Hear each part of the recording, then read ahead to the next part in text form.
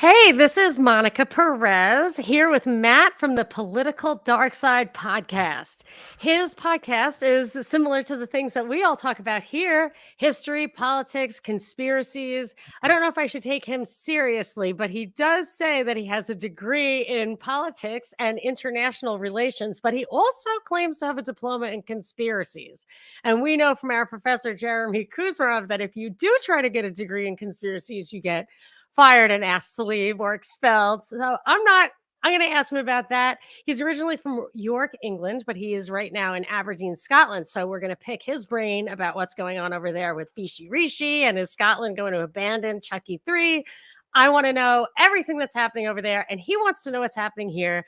But because I think everything's fake, I'm not 100% sure I'm going to be able to tell him, but I think he also thinks everything's fake. So let's see where we see eye to eye and how he can illuminate us on things across the pond. And I'll do the best I can to reciprocate. And that's why this is a buddy dive. Hi, Matt. Hi, how are you? Good. I'm so happy to talk to you today. And it's not too late there. It's probably only like 7 o'clock, right? It's 6 p.m. Oh, did you already fall back? We went back at the weekend.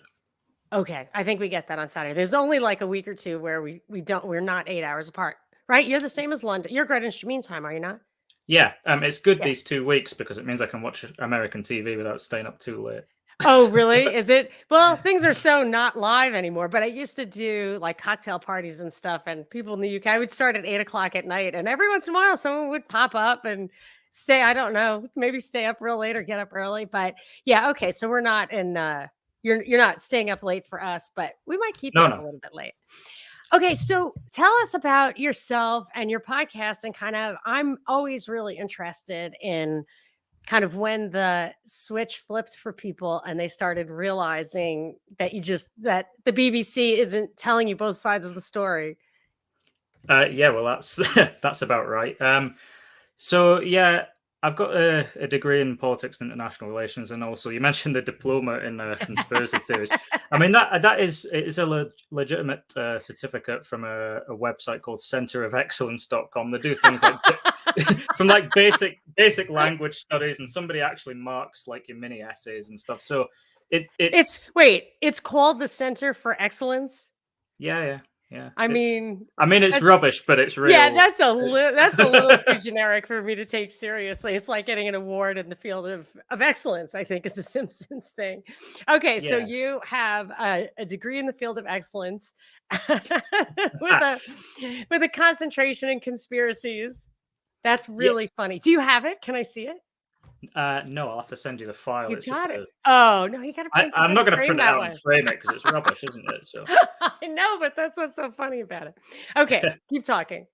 sorry. Yeah. So you kind of asked how I reached the point of my opinions these days. I mean, I would kind of I've been wondering this from like a psychology point of view because I've always tended to hold like belligerent points of view or opinions or preferences. For example, like at school, everyone would be listening to indie music or Britpop, whilst I was trying to find like obscure American rap music and just sit in the corner and listen to that on my own. So I'm not sure if it's because I like to be different for the sake of it, or if I'm antisocial or intentionally awkward, or in certain situations like this, it's maybe because like I like to root for the underdog, which will make sense once we get to COVID, obviously. There's a few things going on there. So I like to think that mentality led me into alternative reading. So, in terms of actual exposure to this sort of stuff, at the age of 12, I did a school project about the Kennedy assassination, which is actually still on the curriculum in this country now, madly enough. What? Oh, the Kennedy assassination is Yeah. in your history, your world history. Yeah, the teachers at school. What do they teach? They leave it quite open, but they basically, say, "Oh, was Oswald working for the mafia, or was he working for the?" In fact, have I got it here? So they talk about the truth behind the assassination itself. Do they also explore the significance of it in, like, American political history? Because I feel like I forget what they call it. You probably know, when there are different like constitutional eras. I think it's said that we're in like the fourth constitutional era or something. It's like not a very common expression, but I've heard some academics use it. But I feel like JFK ushered in a post constitutional era here. And I feel like every single teacher and president who doesn't out the assassination as a kind of deep state thing or some mystery is just covering it up. And that's why I think it's interesting they teach it in schools here. I don't remember anyone ever really suggesting that it was anything but Lee Harvey Oswald, even though we had a congressional hearing, the Committee on Assassinations, that said they were not satisfied, I believe, with the Warren Commission report. But so they're open to that theory over there, but they don't talk about the implications, maybe? Yeah, that's probably the best way of putting it. The kind of it's just more of like an exploration of what happened, but it's curious. How to put it. They don't really want to encourage you to be like conspiratorial and questioning the narrative. I think they think that it is old enough and that enough people kind of assume that it is a conspiracy that they don't worry too much about opening you up at that age. I know, but there were these liberal journalists back in the day under Bush in like 2002 or whatever, who knew that the Republicans did 9/11. And some of them still kind of know that. And I don't understand how they can compartmentalize the fact that JFK's head was blown off in front of everybody. He was, as we're taught, that he was beloved. And how can you look at that and not think that the entire system, everything after that, is totally corrupt? Yeah. I think it took, I think it's taken COVID to take the scales off a lot of people's eyes, like you say. Yes. But to go through 9/11, that was probably my second or my age appropriate awakening, if that makes sense, because I was early teens when that happened. So roughly around about 2004, I got hold of a copy of David Ray Griffin's 9/11 book, The New Pearl Harbor. And there's kind of no turning back at that point, because you also had people like Michael Moore, who, like you say, people on the left who were also pushing the idea that, hang about, something's going on with 9/11 and the Iraq War and whatnot. But like once you open Pandora's box with 9/11, you can't really just close it again. You get into all sorts of different spaces with it. The same with the Kennedy thing, but like 9/11's very much got a lot going on in the conspiracy world. Yes. So, okay. So it was the events that you saw some truth in that pulled back the curtain for you. And then, so let's just say scales fell off your eyes from events like that. It was like those, like for me, the one was Boston Marathon bombing, which was really late. I'm older than you are. And I took it, I didn't figure it out until like 2013. And I really should have. And I'm a New Yorker. I might even have lived in New York back then. But so did you not figure it out until then, or did you? You would have been. Were you aware of like 9/11 and JFK conspiracies prior to the Boston thing? I had a radio show starting in, I think it was 2012.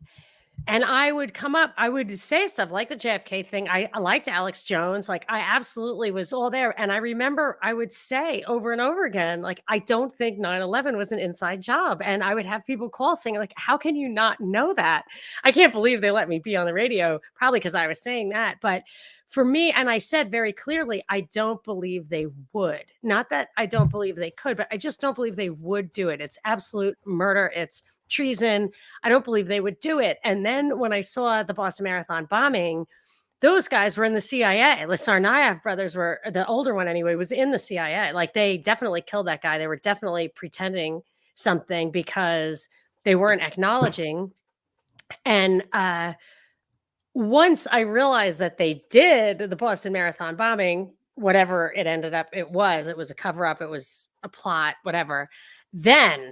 Then I knew they did 9/11 and everything else. Like, then I was like, my theoretical, as a libertarian, I would say theoretically, our government has to be in conflict with us because we don't have aligned interests because we buy security from them.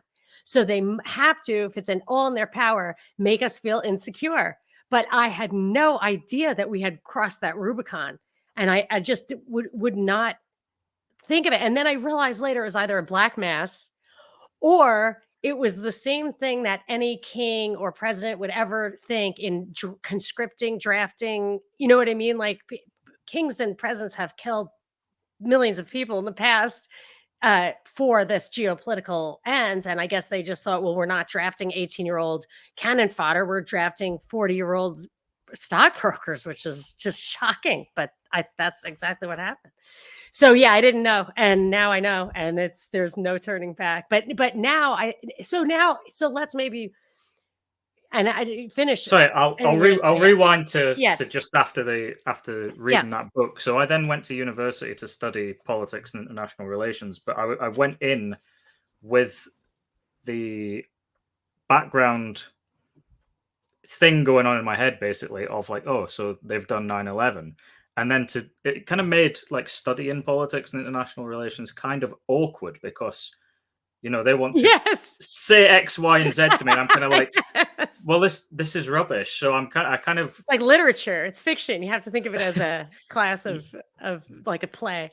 Yeah. So I kind of, the more studying I did, the more essentially disillusioned I got, if that makes sense. And I kind of like, once I graduated, I just kind of like put politics to the side and I just wasn't really interested. And I probably, you know, for 5 or 6 years got more into conspiracies, but I would say, like, I don't mean this to sound crass or insensitive, but it was more from like an entertainment point of view. You know, you'd watch like, oh, a new 9/11 documentary is out. I'll watch that.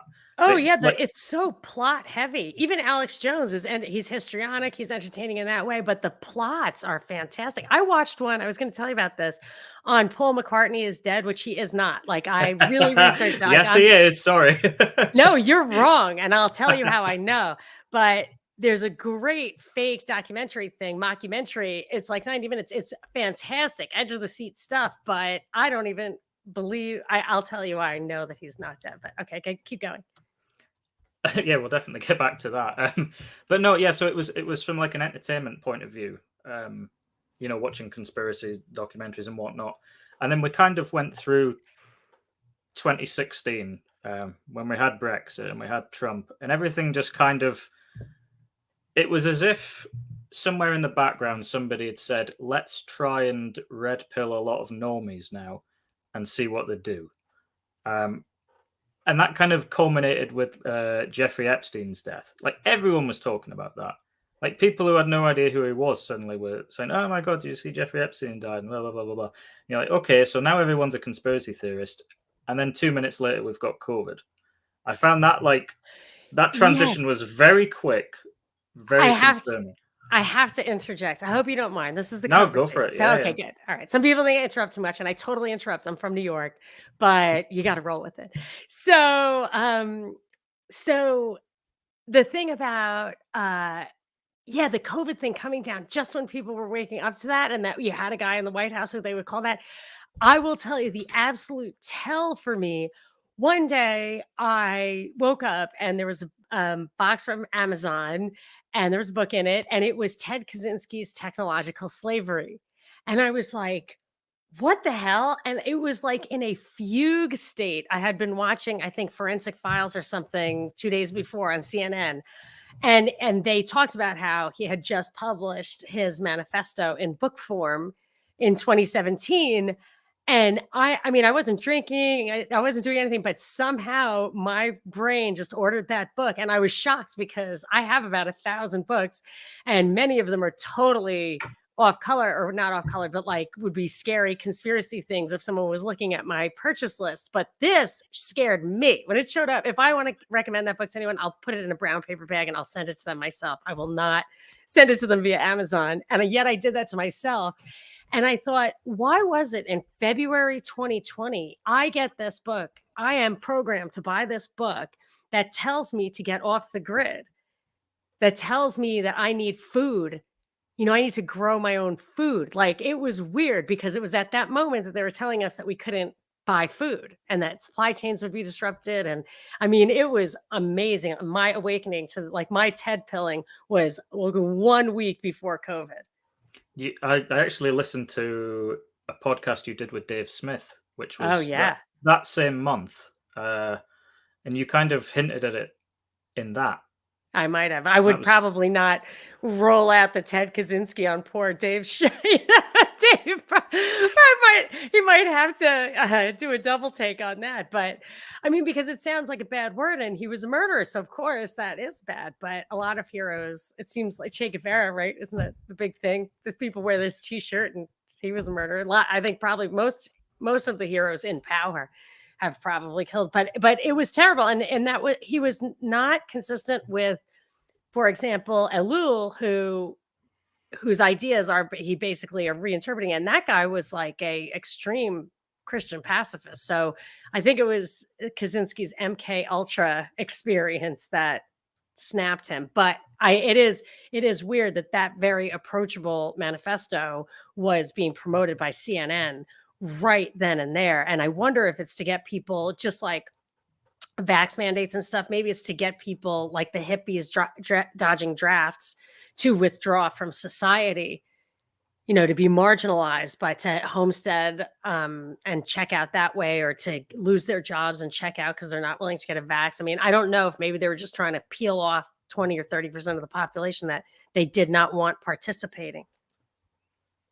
Yeah. There's the COVID, there's so much to even unpack with COVID. I'm not entirely sure where to begin with that. No, let's not do that. We can do it if we have time, but we have so many things to get to.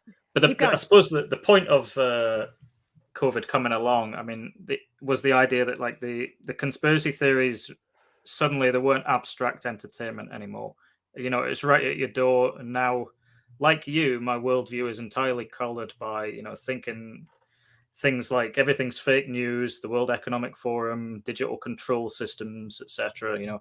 It's exhausting to. Yes. Why does everyone know about the Great Reset? It's like the Jeffrey Epstein thing. It's like, how does everybody know about this?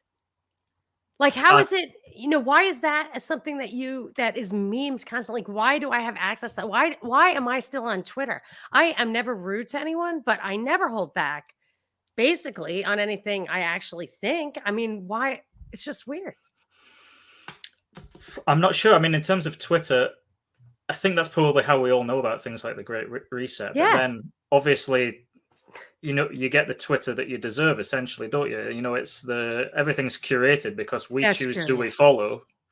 So as soon as certainly in the conspiracy community, as soon as one of us starts talking about something, everyone starts talking about it. So it's kind of like, it's really hard to tell if things like the Great Reset and the World Economic Forum, if it is overblown or if it is exactly what we think it is. And I think Rishi Sunak makes it very clear that Infosys, it may not be World Economic Forum, but Infosys wants you in the metaverse, and he's going to put you there, I think. Yeah, no? I don't necessarily.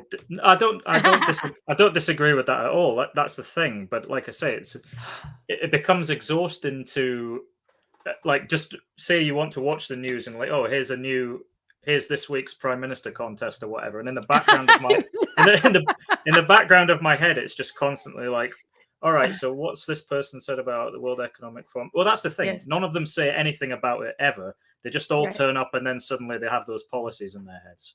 So that's a clue. Yes. Do you think he would succeed, though? Do you think that the mood of the people, like you're saying, is it overblown? Is the Great Reset stuff overblown? But and I'm saying he's going to implement it. Is that a sure thing? Or do you think, is there enough awareness for, like you're saying, the conspiracy thing is emerging? Is there enough awareness to put the brakes on that? Or do you feel like it's just this undercurrent of us in an echo chamber? Okay, so can he succeed in implementing digital ID, or don't you think the central bank digital currency is inevitable? Like, I'm not saying I'm acquiescing. I'm just saying it looks like nobody's asking me, and it looks like it's happening, and he's the guy to do it. And I just feel like if the UK rose up and said like enough is enough, because the guy did not get elected, waiting for a confidence vote, just seems to me that he doesn't have a mandate to do it, but do you think it's inevitable that he slips it in, or are people pissed at him? Like, what the hell? Why is he there? Are people I pissed? I don't think he matters. I think he's just the latest But pawn on the chessboard. Like he could be a he could. lightning rod. People could be pissed at him because he's so obvious if they're digging in at all, or he's an Obama character who's shouting down the resistance. Okay, yeah, I can see that. Like, what's the response to him? Do people like? Are people saying, "What's this bullshit?" Or are they saying, "Yeah, he's fine"? Well, before I answer that, that brings to mind that clip of Trevor Noah the other day saying that there was pushback against him because of his Indian heritage. I mean that isn't happening over here. That's just that's total nonsense. Right. I don't doubt for one second though that when there is some criticism of him and his policies, it might be written off as racism. Yes, that's the Obama thing. That's why Obama could push so hard, because he could neutralize resistance. Okay, sorry, I'm all over the place. Yeah. Sorry. At the end of you did a deep dive part 2 about Rishi Sunak maybe last week, was it? And you said like you just said just now, you said you hoped the Conservative Party membership would be pissed enough about the fact he's a Manchurian candidate. Yeah.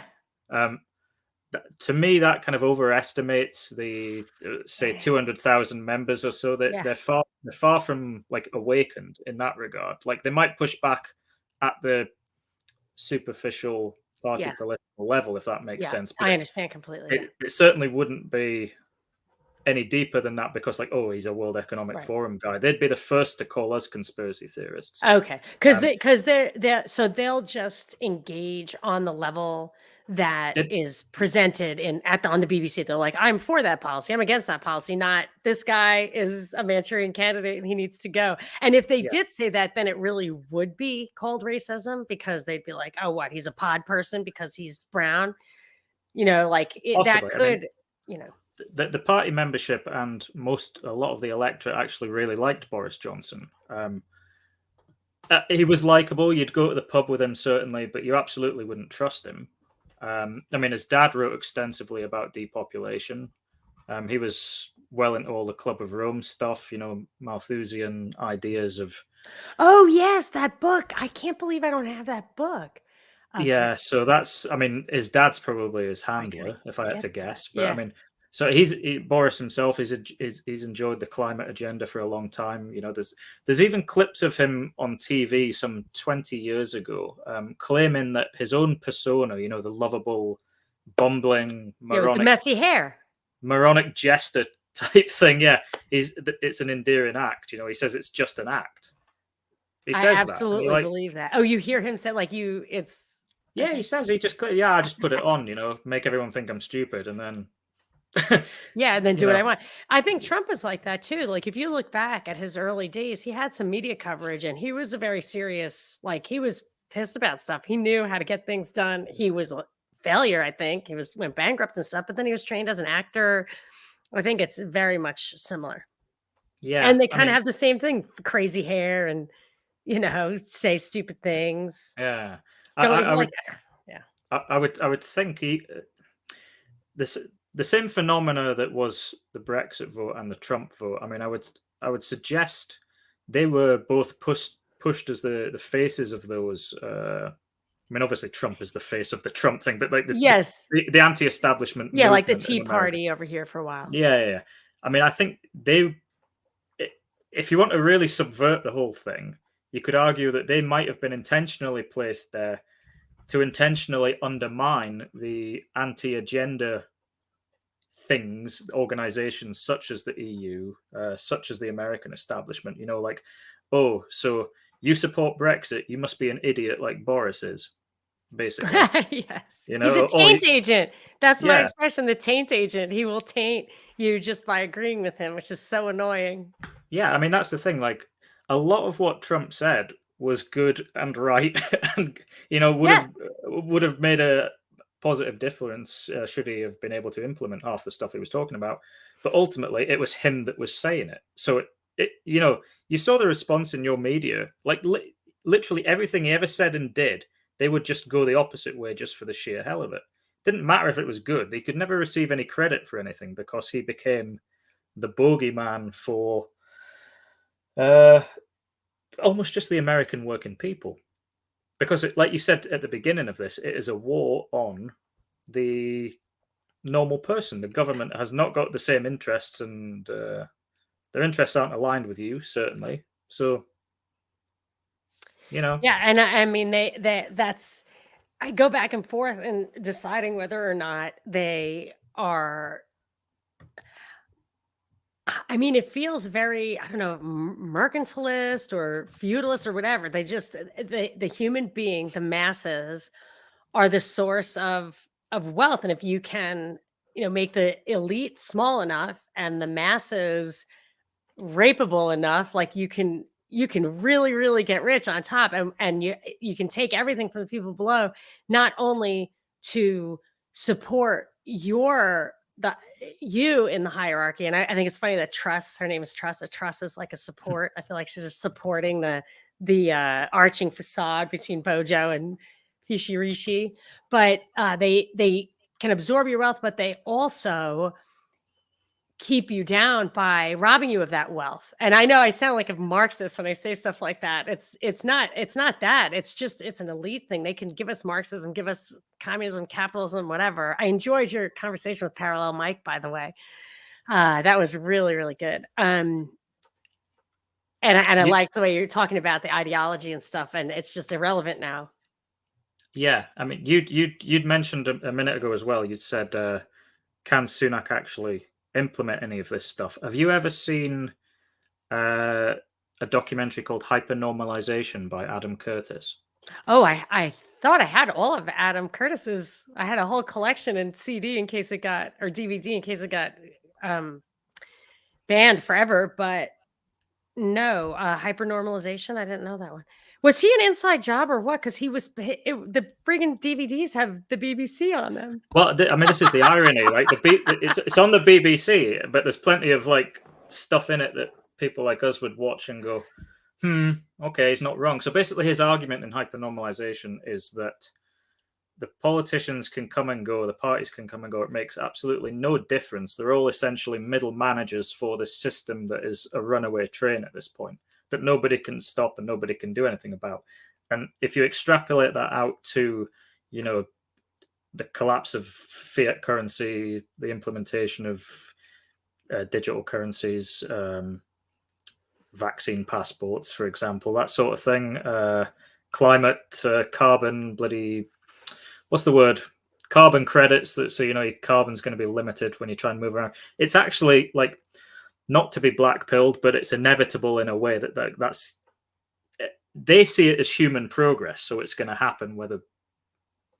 Well, we can't stop it, but it will still entail the entire collapse of the system anyway. The idea that it is already in motion, it is, but it is taking so much concerted effort by the military industrial complex to develop the technologies for this. And then there's at least one piece of it that's trying to keep China, even though we gave China everything at the beginning, agents of the West gave them boosts as far as technology and stuff, but we're kind of trying to keep them from getting the super, super, super computers. But these coordinated pushes towards CBDC, whatever, central bank digital currency, and the fact that shutting Russia out from SWIFT accelerated that process, drove him together with China and the BRICS. I mean, I hear what you're saying about the runaway train, but I feel like someone has their foot on the gas. It's not just downhill. It's someone has their foot on the gas. Like it is there. And it's whoever runs Klaus Schwab. I mean, Infosys has its foot on the gas because that is automatic. When your revenue depends on pushing certain government policies or technological trends or exploiting government expenditures in one educational area or another, it's like lobbying. That machine, that CEO is going to, if he's good, he is going to push that. And that's why Infosys to me I think what you see is what you get. It is in their interest to push everybody in the metaverse. It's on their homepage. They're trying to bribe politicians to make governments pay for it. But are they running Klaus? I sincerely doubt that. Klaus is being run out of India. I mean, he started 50 years ago. Like, I just being installed 50 years ago, which I think you did. We're talking to somebody else about that, the origins of the World Economic Forum. But I don't think. I think if that foot were taken off the gas, the train would stop. So who's doing that? I'm always wondering, like, who is really doing it? Yeah, that's the ultimate question. Yeah, who does the Pope work for? Yeah, I mean, in terms of the foot on the gas, like when I say inevitable, I mean, if you take like the next generation, they've been plugged into smartphones since the beginning, since from the age of 5 probably. Whereas like people my age, smartphones are a relatively modern phenomenon, so it's far harder to convince people like me that your entire life has to go through this smartphone, for example. So that's why I think there's a certain inevitability in the sense that like the changes that they want to implement, too many of the next generation are going to cheer it on almost, if that makes sense. Like, oh, Bitcoin, oh, great, isn't this exciting? It's like, well, no, Bitcoin will enslave you. So will whatever digital currencies come out of the central banks. So, but they actively like it the same way as X amount of people actively liked being taken control of during COVID, which is obviously concerning. Sorry, I'm having this technical difficulty. Can you repeat that last line? Say that one more time. I can hear you, but I'm having a little problem. But anyway, go ahead. Say that last thing one more time. Oh, sorry. I was just making the point that young people, because they're so plugged into their smartphones and whatnot, and with Bitcoin and other digital currencies, they're almost going to welcome these changes. So it doesn't even necessarily need to be driven by anybody. It's like a whole generation of people are going to want it out of convenience without realizing the implications of it is more it doesn't even need I totally agree. And the way they really do that is this UBI fantasy. So they plug people in.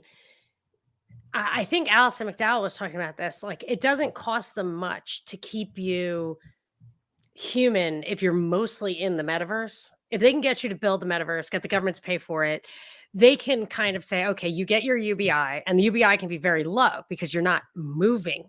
You don't have to eat. You don't go out.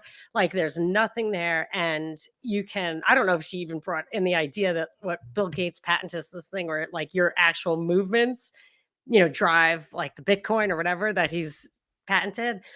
So it would take, they're selling right now this idea to kids who are stuck on TikTok or whatever. They sell them this fantasy. They live in that world. They can make their faces change. They can be in the metaverse. They can be something else. They can never have to function except for beyond coding or shopping or getting their UBI.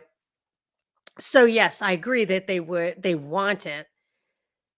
They want it, but they couldn't get it. They couldn't make it happen. Them wanting it is just getting them to accept it and not push back. But it's still, somebody still has to push it down. Like Metaverse, Meta, the whatever, Facebook is pushing it down. I don't know why. They're, probably the CIA, but Infosys is pushing it down because they want all the money in the world and they want to run the world and whatever. I mean, that is a self-perpetuating machine, I think. Yeah. I mean, you have to, the thing about all these different elements is like you say, is there one person driving it, or is it all, like compartmentalized? Like these things are just happen to all be happening and they're all bad, but they're all converging into one bad narrative, which collectively we are trying to push back against, but we don't even know where to aim our response at any given moment because there's that many individual elements to it that where do you start? Yes. Like you and Parallel Mike were saying, Mike said that like every single solitary resistance activist, whatever, gets infiltrated, right? And I totally agree with that. Like that you were talking about Occupy Wall Street, that I remember watching that unfold, and the people couldn't read their own signs. They had immigrants marching with signs they could not read. It's like Charlie Hebdo, like their signs were in English. They were pre-printed. So, but here, right? So Occupy was fake. The Tea Party looked real to me. My mom was a Tea Party. She's like, it used to just be about taxes. Now it's about everything else. Now they want the wars. That's not about taxes. That's the other way.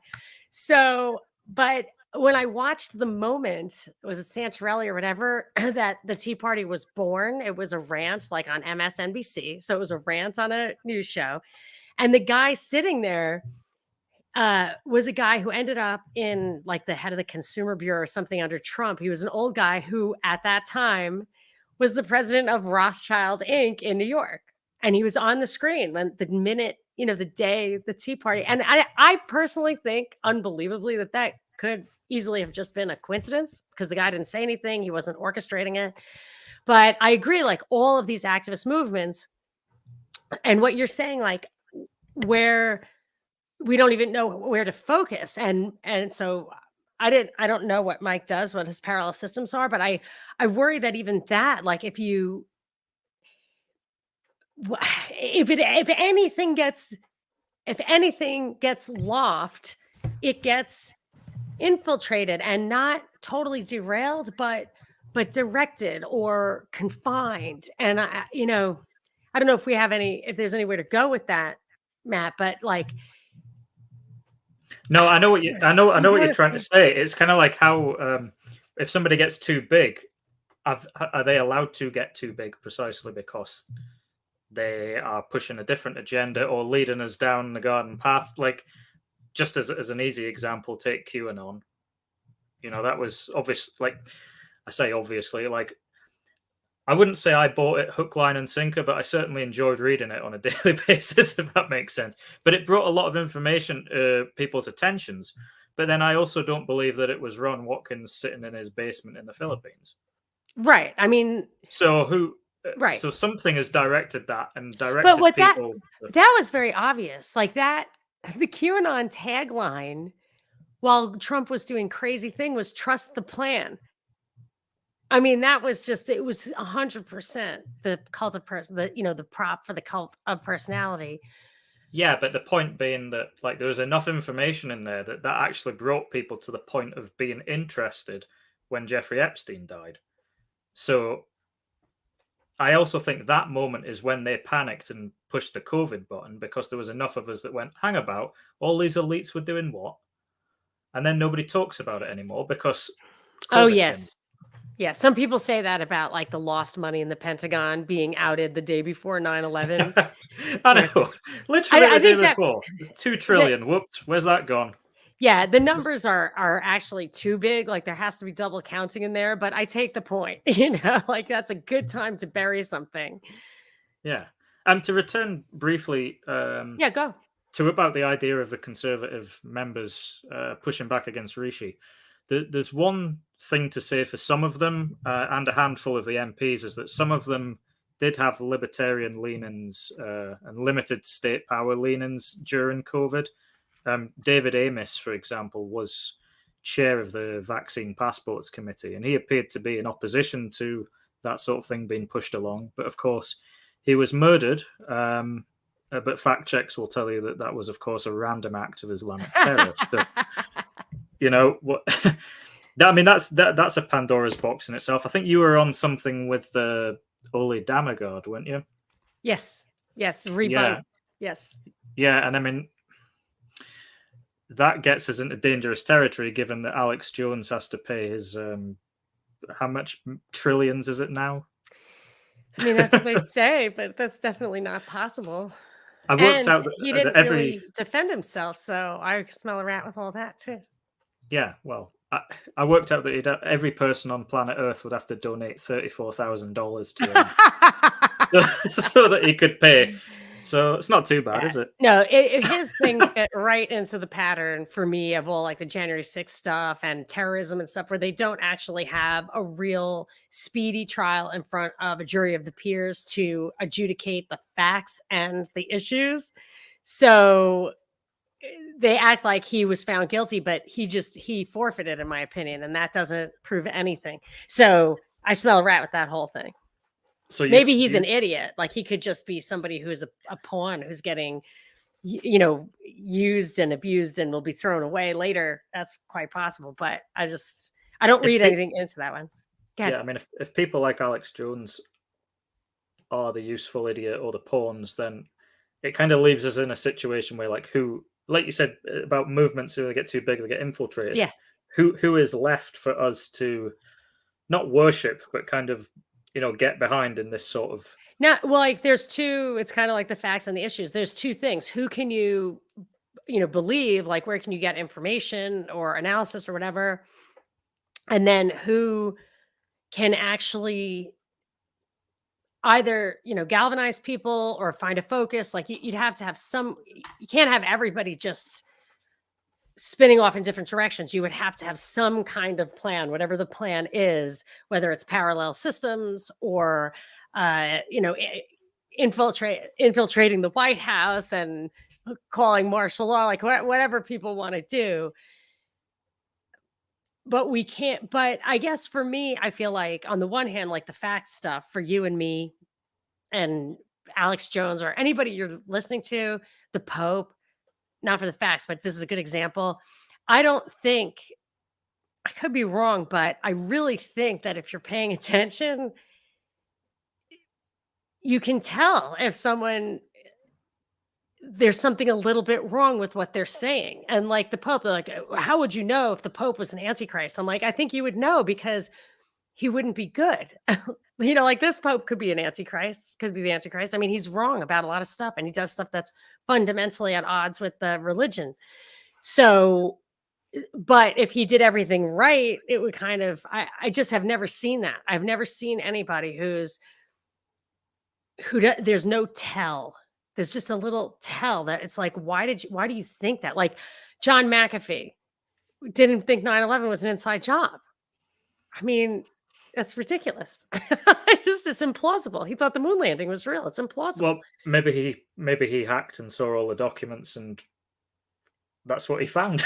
Yeah, but that's not believable. Like, then No, why did well, he say that? Like, he said he researched this. He said, or he said he gave it some thought, and then prove. Like, in my opinion, the onus is on them to prove to me that the moon landing was real. Why he could have just put that to rest. I'm just saying that's a tell, in my opinion. That's just a tell. yeah, it's like you say, it's difficult for us to decide who and where we should be getting information from. It's Right. So how are you not blackpilled, or are you?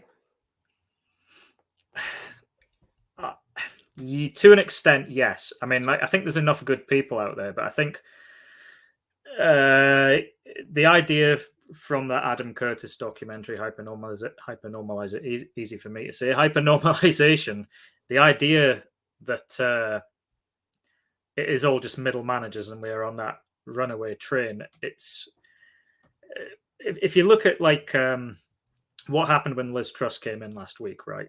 I think that kind of exposed the idea that there are no mechanisms left by which new parties or independents could actually succeed, because there was a government trying to reduce taxes, and somebody else somewhere said, no, you're not doing that, and then it crumbled. So, like, imagine like a new party of the people won a general election. I mean, there's enough barriers in the way to stop that happening in the first place, but there would be an intentional organized run on the economy almost immediately. These new people would be unqualified to govern, or well, that's what I always like thought that. about Trump. They say, you want somebody who isn't a politician, you be careful what you ask for. And then, of course, it was a disaster. Yeah. So, but I mean, maybe, like, was it a disaster? Well, it certainly feels like more of a disaster now.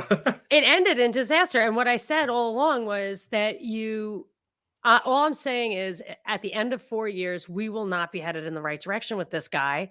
And along the way, in 2019, particularly, I said, look, everybody's happy because the economy's going well, but you have an 11-year expansion with a 2% interest rate. I don't know. That's not how it works. Like, you have to raise the interest rates along the way. If you're having a Keynesian system, you have to raise the interest rates along the way. And I went back and looked at every single solitary recession and the reaction since Keynes, since the Fed was established, and every single 10 years they had to drop interest rates 5 percentage points. They were 11 years out and their interest rates were at 2%. And I said, I do not know how they're going to get these interest rates up. It will crash the economy. So they're either going to do that and get Trump booted, or they're going to figure out some way to lower the rates yet again. And that's why I thought he would win, because in my mind, as soon as COVID happened, I was like, oh, this is exactly what I was waiting for. If you look at the news or the reaction, it looks like a financial collapse. It doesn't look like a medical problem. So, that's why I feel like the Trump thing was highly orchestrated, and it looked like he had. But look at even Ronald Reagan, who I loved. I cried when he died, when he got shot. I cried. But if you look, and we were so prosperous and happy. See, I remember that.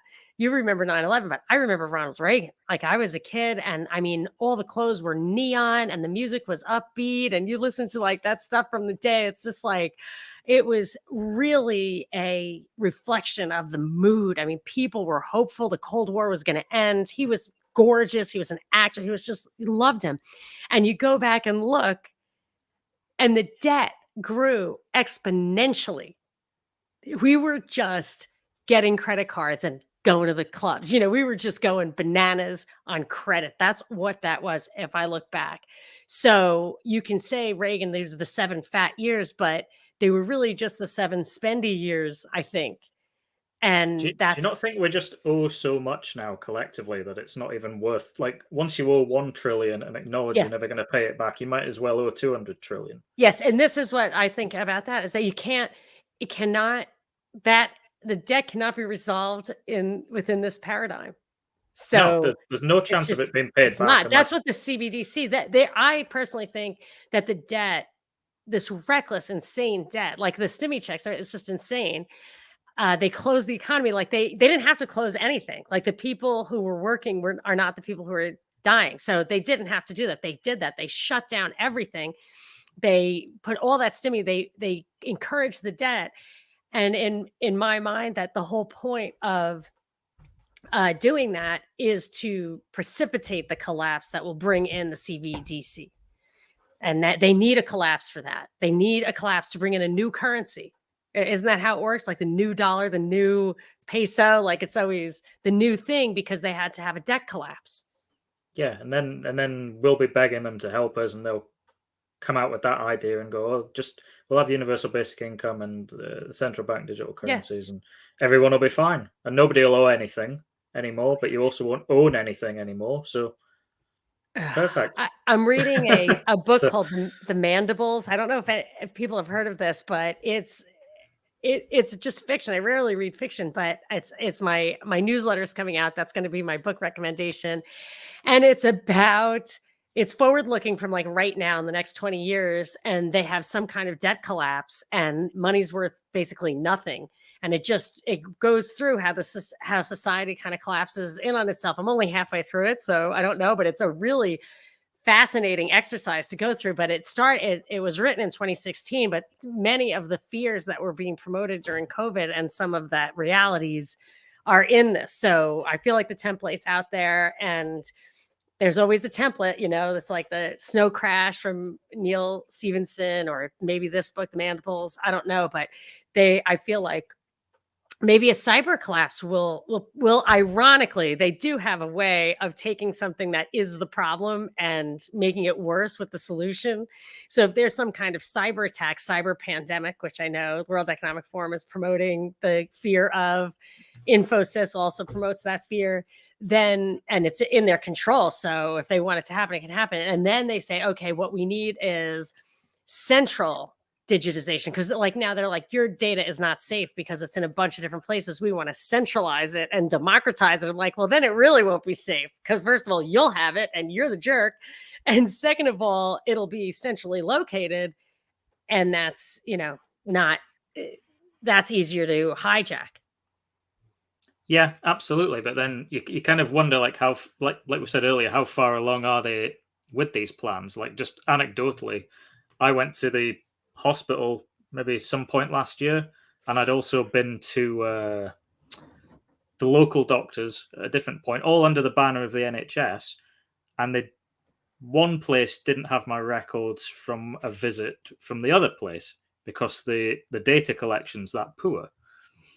So there's certain arguments to be made that like some centralization of data could actually be beneficial, but Oh, equally, absolutely. There it's have to be benefits. You can't sell something with no benefits. I mean, the Rolling Stones is awesome. uh, They're awesome. You know, I mean, Tavistock or not, that like it would not work if it was crap, which I yeah. definitely want to hear. I didn't even know there was a Tavistock in Scotland, but I guess there is. So Well, wait, that's a all right. completely different. Sorry, See, you were we're gonna. really no, I mean, we're totally having a conversation, but I know you have a lot of things that you want to hit. So I want to maybe I'll let you. Well, I was just gonna to go back to like the UK party politics.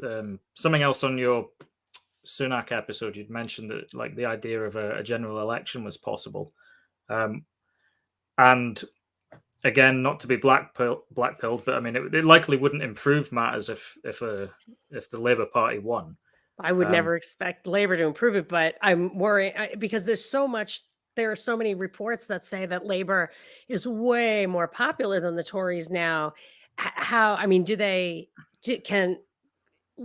who decides on a general election? Like, how could they actually make that happen? Why would anyone in power ever allow for a general election before they absolutely had to? yeah, well, they wouldn't. Right. Generally, that's Okay. the point. It'd have to be some extraordinary circumstance where the party in Right. power thinks that it will retain, or And the there's media would have some to, sort of yeah, societal collapse. Yeah, the yeah, media would have to put on enough pressure. But I mean, and they won't. no. I mean, ultimately, the current Labour Party. Well, I think they will sooner or later. But I mean, the current Labour Party has plenty in common ideologically with the American Democrat Party.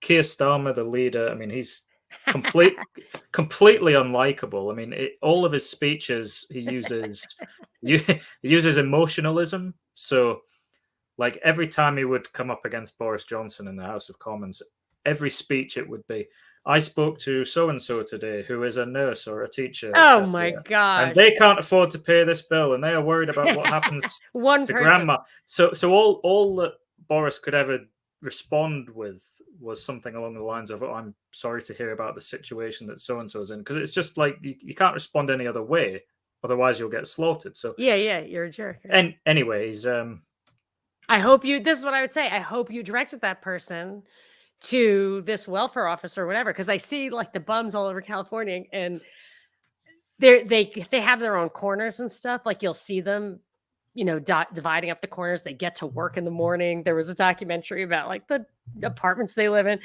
And but I just feel like if someone really wants to ask me, I'd be like, hey, here's a card. This is the social worker. They set you up. I pay 50% taxes. Like you should definitely be taken care of.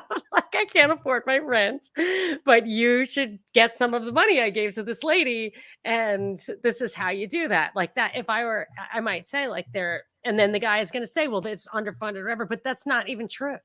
I mean, it's just not yeah, true. And I mean, I don't know about for y'all, but it's not true here. It is yeah. not true here. I mean, as well, Starmer, he certainly pushed for harder COVID restrictions. I mean, he just basically says and Ugh. does the opposite of Yeah, they're whatever. Democrats. It's so crazy. And Yeah, the script is so flipping. Somebody was shocked that I like make sauerkraut and kombucha. I know it is kind of shocking. And my husband's like, I don't think, you were you're basically born in a tenement in Brooklyn. Like you should not be messing around with nature at all. but but but also like I wear Birkenstocks. Like I'm against the vaccinations. Like I should be the liberal. I should be and I'm a libertarian. Smoke your pot, you know. yeah, And no war, right? It's so crazy. But my answer, of course, is smaller government because bigger government inevitably leads to all of that stuff, which is why I was never liberal in the first place. And now it seems, and it's just so frustrating because I used to be able to appeal to liberals according to their own consistent, like internally consistent morality. and it's just not there anymore. It's just episodic. It's like they pick issues out of TikTok. And I've seen this happen out here, especially like you'll bring up a specific thing, like whether it's Ukraine or, and they'll say, well, I don't know what to think about that yet. I'm like, well, you don't know what to think about it yet because nobody told you, nobody with the right D or the R, the D's told you what to think about it. Like, why can't you think about it yourself? Can't we have a conversation? Yeah, I mean, like hypothetically, the Labour Party is meant to be the party of the Liberals, but I mean, you've got, like say, Keir Starmer. He's already a Sir. I mean, that's a clue. He's as establishment as they can come. We've had like Sir Paul McCartney. Yeah, he's been knighted already. I mean, we've had several. To talk about that. Okay, we've had several union. We've had union strikes this year, and every time Starmer's tried to undermine his fellow MPs who participated on the front lines of these strikes. So to consider him like a Labour leader is comical for starters. The party's also like quite divided because he participated in the coup to remove Jeremy Corbyn under the cover of anti-Semitism. Was he legit, Jeremy Corbyn? The thing that confuses people when I speak to them is that I will often say I like elements of Jeremy Corbyn and Donald Trump, and they're just like, how the hell can you square that away? And I'm just like, well, basically because they both speak language that comes across as genuine, that they want to try and help working people. Whether he's got a lot of skeletons in his closet and whatnot, but he's one of the few politicians who's pushing to get Julian Assange out of prison. So, Assange? Yes. Oh, shit. Go on. I think he's fake. I hate to bring, it doesn't matter though, because if, you need heroes, I guess. And even with the Jeremy Corbyn thing and Trump, they say, I would rather have somebody who's saying the things that I believe than not saying them, than saying things I don't believe, even if they're not going to follow through, because you're keeping that alive in the air, in the world, in the mind. You're acknowledging that either culture hasn't changed enough to eradicate those ideas, or those ideas are archetypal and you're not losing them and they have to be accommodated, like religion or something. And that's why I think that's valuable. The Julian Assange thing, I have a couple of issues with him, but one thing, maybe it's not true anymore, but the first data dump guy, I think it was Krypton, was it Cryptome, Cryptagon, something like that. There's all those things exist, but this was the one. Guy named John started it. And you would, as a whistleblower, just anonymously dump all your stuff on this live URL, right? And with Julian Assange, you have to give it to him. He owns it. You can't give it to anybody else. And then he can sit on it or curate it. And to me, what he did, I can't even remember the name of the other site. So that other site would have been the one. And now, so if Julian Assange hadn't existed, the CIA would have had to invent him. Ergo. But does that necessarily mean the content of what he released was wrong, though? No, but if it's curated, it can that I think is the entire thing about controlled opposition or activism, or why they're giving me Ted Kaczynski and not Elul. It's that it's the edges where there are problems. It's the edges where people bust out of their, like the Venn diagram, they bust out. And I have heard that the CIA, when they are vetting books, that they will tell you, you can publish everything, but you can't publish everything in the same book. So if you want to talk about the drug problem in the US, you cannot talk about it in the same book as Vietnam War, something like that. Even though they're heavily connected, yeah. Okay. Right. And it's because they don't want people to really connect those dots, because once you start, is it like a heuristic or something? Once you start understanding how things relate to each other, you can extrapolate, like the Boston Marathon bombing. I knew about 9/11 because of something very specific with that, is that, I knew they knew who the Tsarnaevs were, and they said they didn't. So I was like, oh, they are lying. And the whole house of cards came apart. So I don't know. So I think that the curation function is extremely important. And what good did Assange ever do? What really important change of direction in this world system resulted from what he revealed. I suppose it's back to the same idea that like somebody's keeping positive arguments out there. He's certainly very much at the forefront of the forefront of the anti-war movement, because there certainly isn't too many who could put themselves forward for that. I mean, certainly, for example, again, certainly not the current Labour leader Keir Starmer, who is all aboard let's send more weapons and money to Ukraine, which is so nuts. I know they made the Liberals here do that too. Hey, but I really feel like Ross Ulbricht, if people say they want to get Julian Assange, get Ross Ulbricht. There's no question that Ross Ulbricht, he does stuff that people should be allowed to do. I mean, I'm not saying Julian Assange shouldn't be allowed, but I can understand the argument against Assange if you have a government that isn't a pathocracy and there are certain defense things. I don't know. I mean, I don't believe that, but Ross Ulbricht is a totally innocent person who was railroaded by people who went to jail for railroading him, and that was not brought up in his trial. So I'm not overly familiar with his. Yeah, there was a Secret Service agent and a DEA agent who manipulated his case because they wanted to steal his Bitcoin, I think. And I believe one or both of them went to jail for 6 years. And in his trial, he wasn't allowed to bring up that the investigators were jailed, convicted of malfeasance in the investigation. And now Ross Ulbricht is in jail on consecutive terms for something that happened on a dark web's platform that he built, but had nothing to do with him. That doesn't really seem right at all. Right, but you should know his story, and Donald Trump should have pardoned him. It would be very easy. It wouldn't have been an international crisis at all. The guy, you just tell him he can't use a computer ever again, and you're fine. Whereas Julian Assange, I mean, there's a lot of emotion around that. But anyway, we are really going into a rabbit hole. And if we're going to go into a rabbit hole, I'm going to tell you why Paul McCartney is not dead. Go on then.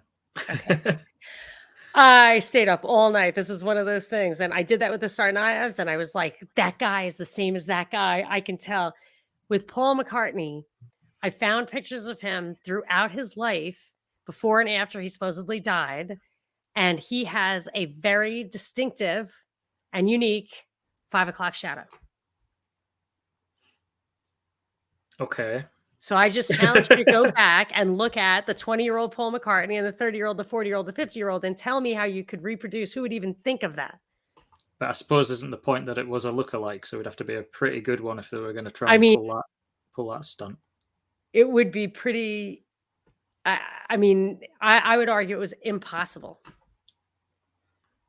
Do you believe in the? I will. Do you believe in the cloning thing? The human clones. Well, they would have had to know the day he was conceived in order to make it an exact same age. I don't mean specifically for Paul McCartney. I think they can make a human clone? I mean, given that we had the sheep. The sheep was in what, 1997? Yeah, everyone was going mad for that. I mean, that's 25 years ago, and that's just if you believe that when they did the sheep was the best they could do at that point. So, I mean, you certainly do you?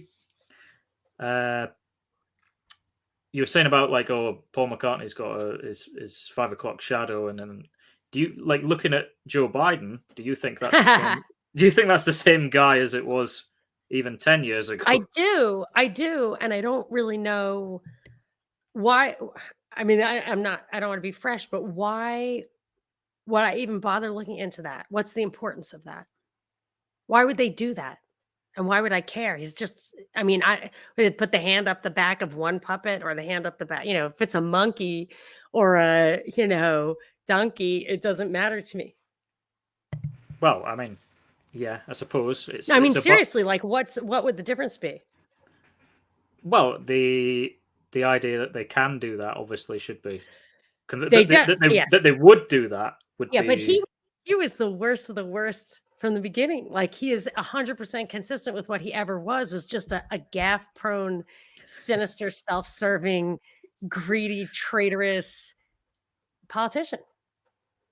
He's always exactly the same. It's genuinely incredible that he's there. It's quite. I know. It's quite remarkable watching his cognitive decline. I mean, I always thought that was fake. too. But I could be wrong about now. He's so old. Like I think it was probably inevitable, but they might have Yeah. front ran that a little bit. But yeah, he's ridiculous. Is that a big issue for your voters next week? Like, are people like Democrat voters looking at that and going, "Oh, this is a problem. We need somebody." Well, I mean, obviously they're not I don't voting think so. on him, but it's sort of like a referendum on his how he's done for 2 years to an extent. I think you'll agree with me that it's not only is it not about him, about your politician. It's not even about your party. It's really now just about the party you're voting against. That's it. That's what the whole abortion thing was for. So you could vote against Republicans. Yeah, I did.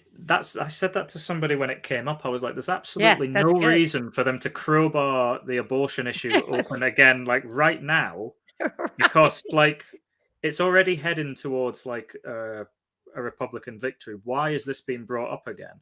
And then the thing with the Republican Party is it's completely divided as well. I mean, you've obviously got your old school centrist Republicans like Mad Liz Cheney and all that, and then all the people who are like the MAGA candidates who I can't see it going any other way than them absolutely wiping the floor with everybody else here.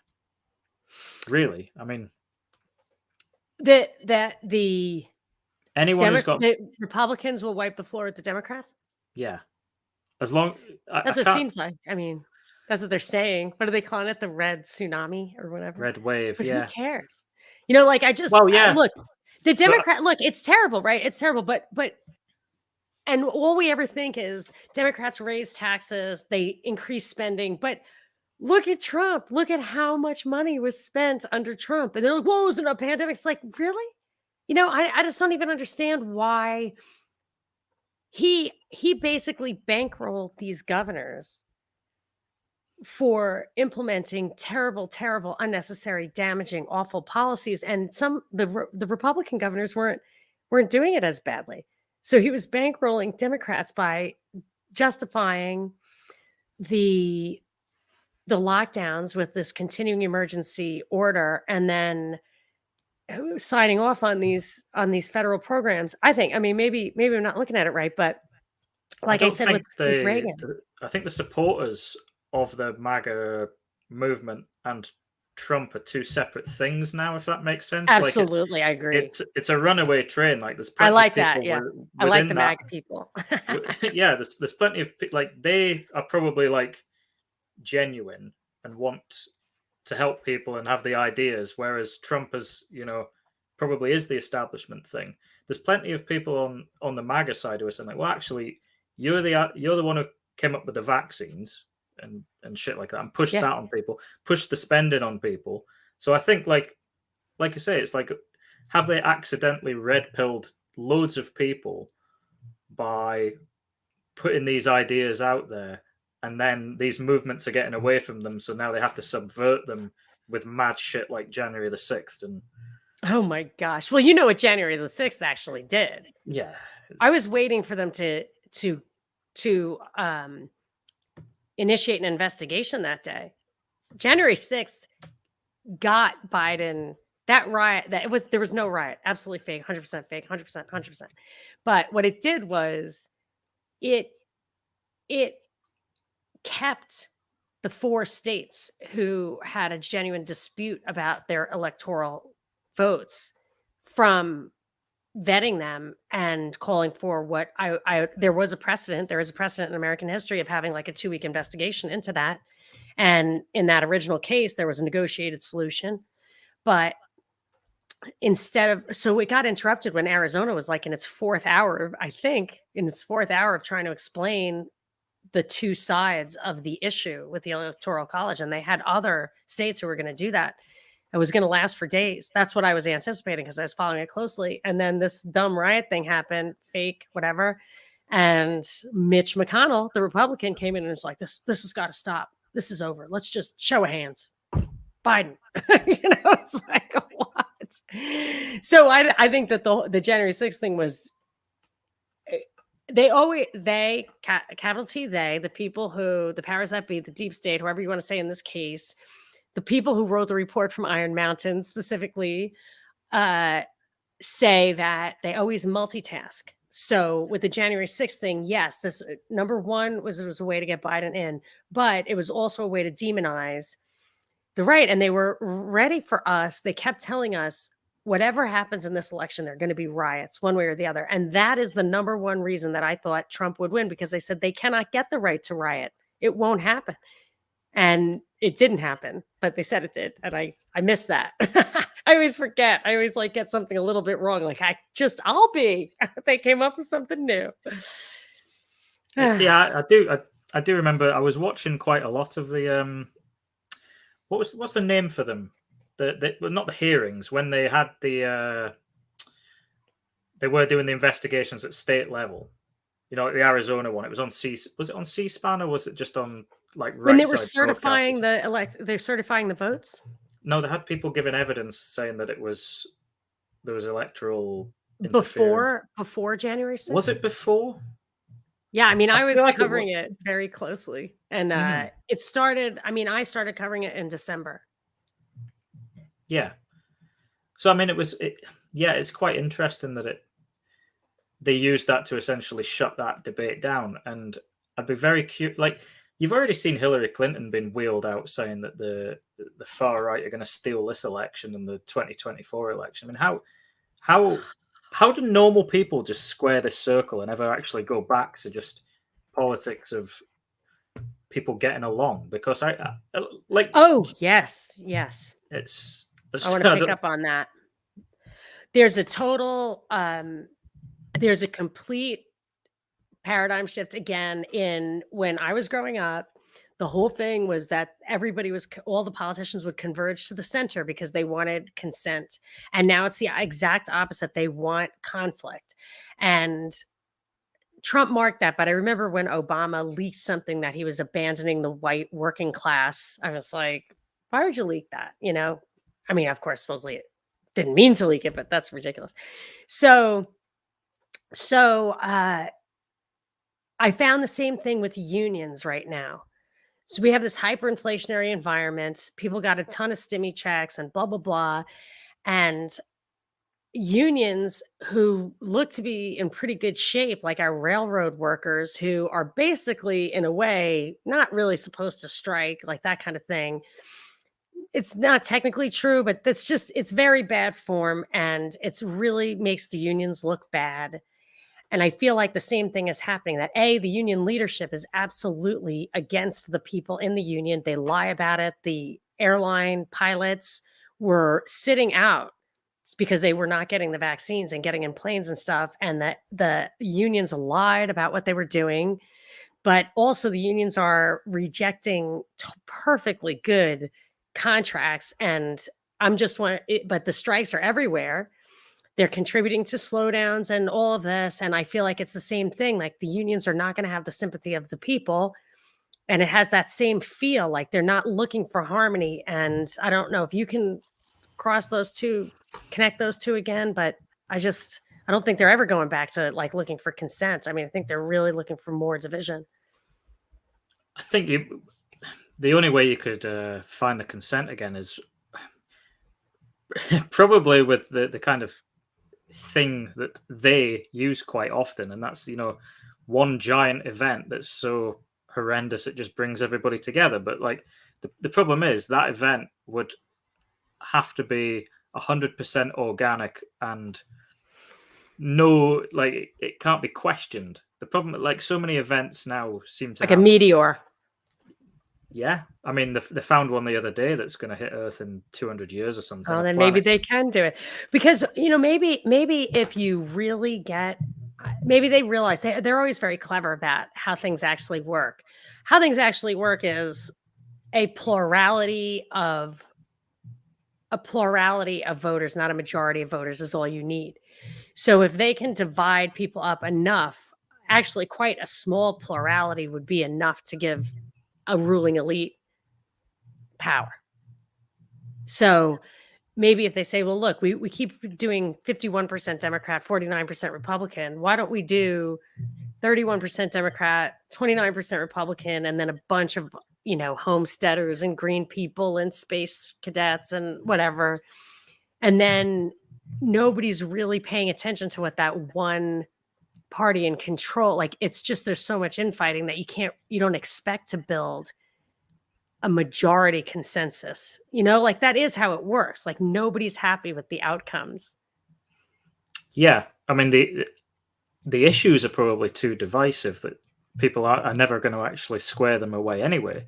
Is the problem, Right. because I mean, like, just like gun ownership in America, for example, people are very passionate about that. The same as the abortion thing. Like, there doesn't Yeah. seem to be nobody seems to want the middle ground, even though the reality is you probably actually do have the middle ground at the minute. Some places you can get your abortions up to a certain amount of time. Some places As you many can as you have want, guns. 3 for $1. Yeah, exactly. Some places you can have guns. Like, they're not completely banned everywhere. They're not completely available. Abortions aren't completely banned everywhere, and they're not completely available. Like, there is the middle ground at the minute, but yet we've got the massive division because everybody's like pulling at the seams. Like you said, it's gone out to these two extremes of. Oh, that's an interesting question about Russell Brand. Yes, is Russell Brand. That's Ban Shadow and Stella coming in over the top from Australia. Is it in the middle of the night or early in the morning? I think it's early in the morning for her. 100% Russell Brand is. I hate to, he's so cute and people like him and he can probably open some eyes. So I don't want to throw him under the bus, but since absolutely everybody is fake, anybody who has that kind of reach, anybody who's getting millions of views to me, maybe not, I don't know. Like, No Agenda seems to never say anything screwy. And then someone's like, well, that guy, talks about a CIA history. I'm like, I don't even want to know. But they get millions of views, but they grew up along the way. And that's a little more plausible to me.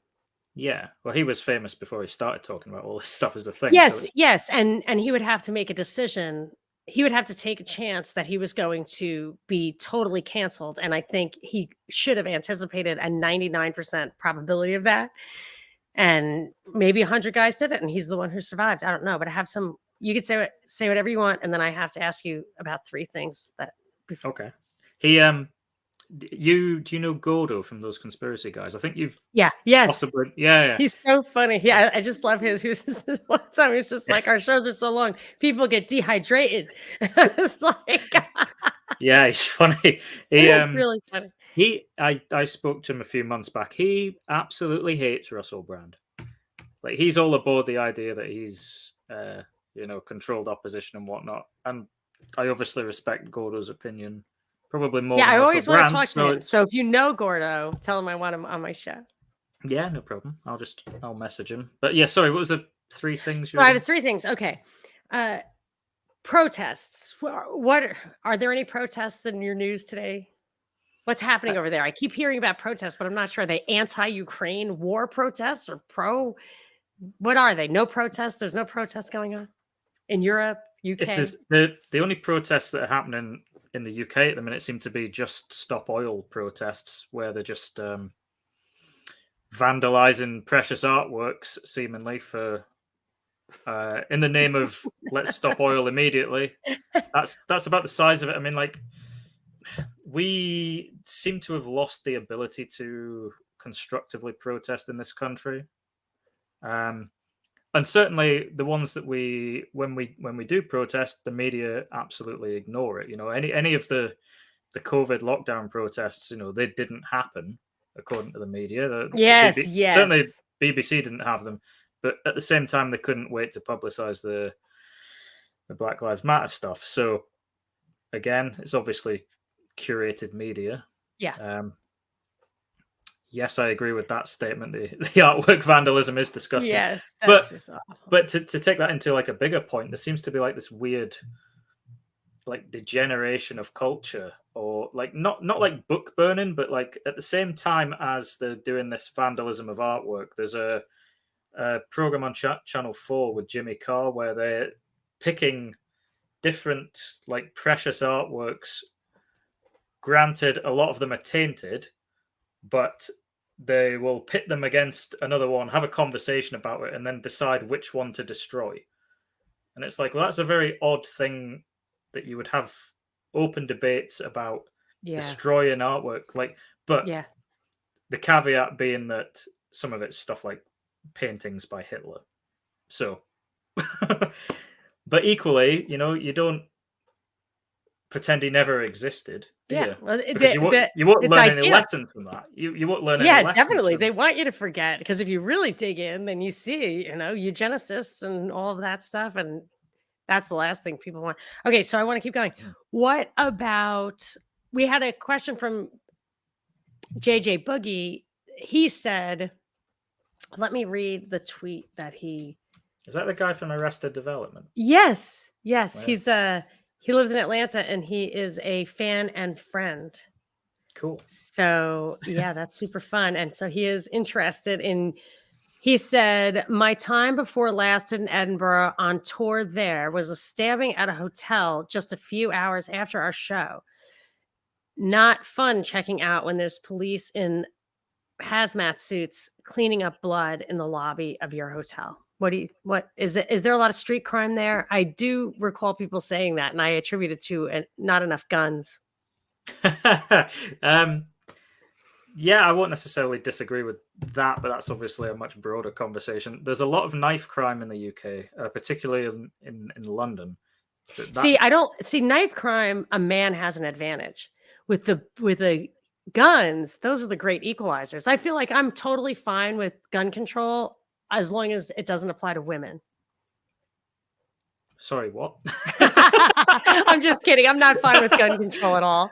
None, No, yeah, zero. that's I think I would prefer mandatory universal gun ownership required, like in Switzerland, even concealed carry and everything. I'd rather require people than ban them. But I just feel like as a woman, I have no hope whatsoever defending myself. I lived in Manhattan for a long time and just I would never be able to defend myself at all if with anything but a gun. Just zero. And people were rude, cab drivers, junkies, stuff, they're rude to you because they know you have no power. And it's a little scary walking on the street. So I just thought if everybody knew that all chicks had guns, it's just really a much more civilized society, I think. what's a Or woman? What's a women woman? bitches be crazy and it would be a real chaotic.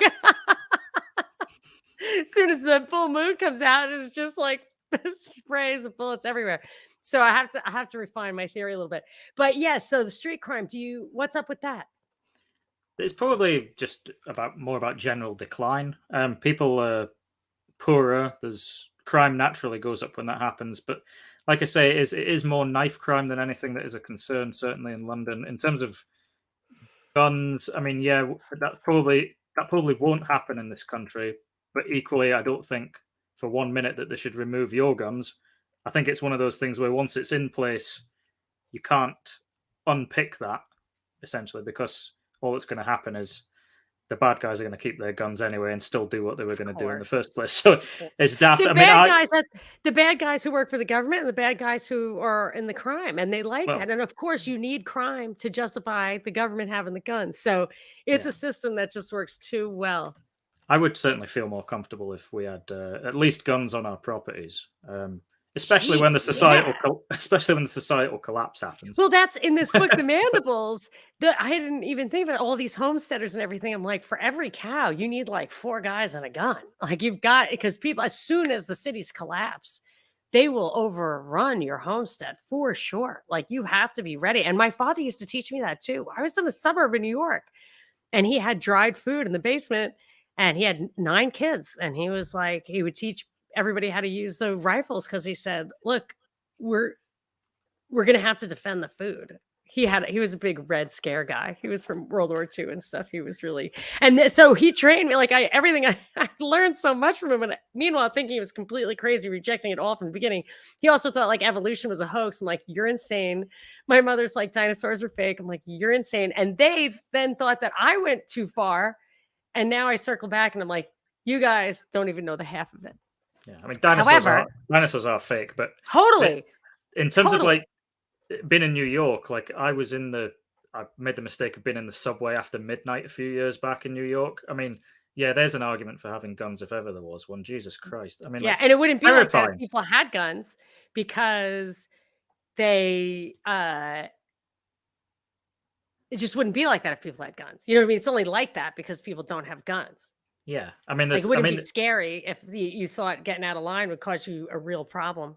yeah, I mean, in terms of like the guy's question about Edinburgh and for a broader point of Scotland, we've got like there's serious drug problems in Scotland at the minute, probably not dissimilar to the fentanyl thing. And Yeah, we've got who's doing that? Who's bringing that oh in? Like, well, that's yeah, just so ridiculous. My sister died of a fentanyl overdose, which she got drugs from. I have 8 brothers and sisters. Like, I have one of every story. Like, you can definitely, it's terrible. But she had a trusted drug dealer. She would go out of her way to go to the Bronx to get this drugs from this guy. I'm sure he didn't want to lose her as a customer. And there was no reason to put fentanyl in it. I mean, even heroin, yes, I can understand, and that's what it was. But when they're putting it in Coke, why would you put it in Coke? It would be bad Coke. Fentanyl puts you down. Like, it would be bad. yeah, It would be probably fine heroin, but bad Coke. I just feel like I smell a rat. yeah. But I mean, the point being, it's we have a left wing government within Scotland. It's obviously a left wing state, New York. So it goes hand in hand that crime seems to go up with. But this is the problem for like people who like on the libertarian side of things, and I certainly fall down on that side of the argument. But like you could make the argument that like the more you allow people to do and the more freedom they have, the more human nature is going to take over, and they're going to kick off.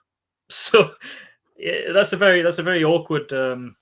I can whenever I do like reading on libertarian theory, I fall down on points of like uh, societal freedoms and the economy because there are certain things that it doesn't work to me.